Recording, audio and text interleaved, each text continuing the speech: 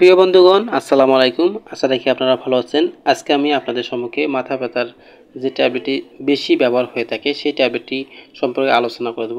তো এই ট্যাবলেটটির নাম হচ্ছে মিনোভা অথবা টাপনিল এবং এটির জেনেরিক নেম হচ্ছে টলফেনামিক অ্যাসিড। তো মিনোভা 200 ট্যাবলেটটি তীব্র মাথা ব্যথার জন্য ব্যবহার করা হয়।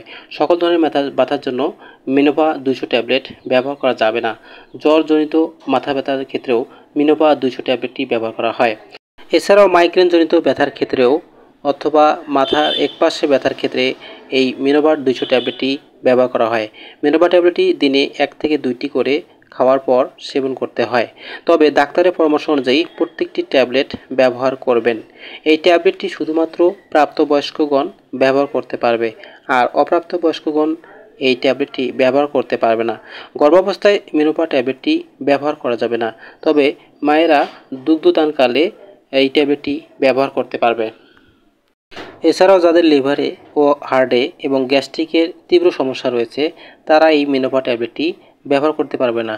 পার্শ্ব প্রতিক্রিয়া: মিনোভা ট্যাবলেটটি ব্যবহারে যেসব পার্শ্ব প্রতিক্রিয়া অনুভব হয় তা হচ্ছে ডায়রিয়া, পেট ব্যথা, বমি ভাব এবং গ্যাসক্রিয়া দেখা দিতে পারে।